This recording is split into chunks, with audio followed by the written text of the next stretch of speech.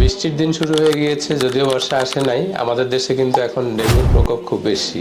তো বড়দের পাশাপাশি কিন্তু ছোটদেরও ডেঙ্গু হচ্ছে। বড়রা ডেঙ্গু হইলেও এটার কিন্তু কোনো অ্যান্টিভাইরাল কোনো ড্রাগ এখনো পর্যন্ত আবিষ্কৃত হয় নাই, দেওয়াও হয় না।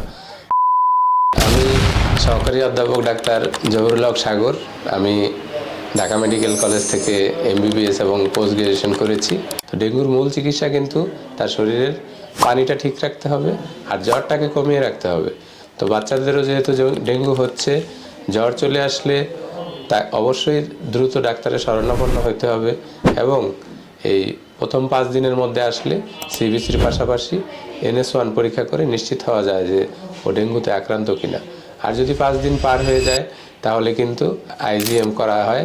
আর কোনো জটিলতা থাকলে সেগুলোরও কিছু পরীক্ষা করে ডাক্তারের পরামর্শ নিয়ে চিকিৎসা করলে রোগী জটিলতার দিকে যাবে না, মৃত্যুর দিকে এগিয়ে যাবে না।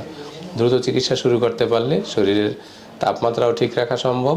শরীরের পানির তারতম্য কতটুকু হলো সেটা বুঝে সেই পানির পরিমাণও মুখে অথবা শিরায় দিয়ে হলেও তাকে ঠিক রাখা সম্ভব।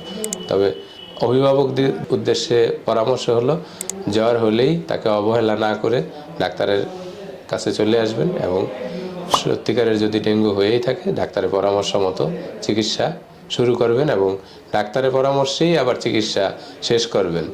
অভিভাবকরা বা রোগীর লোকেরা কারো বুদ্ধিতে ডাক্তারের পরামর্শ ছাড়া মাঝপথে চিকিৎসা বন্ধ করে দেওয়াটাও কিন্তু একটা জটিলতা হতে পারে।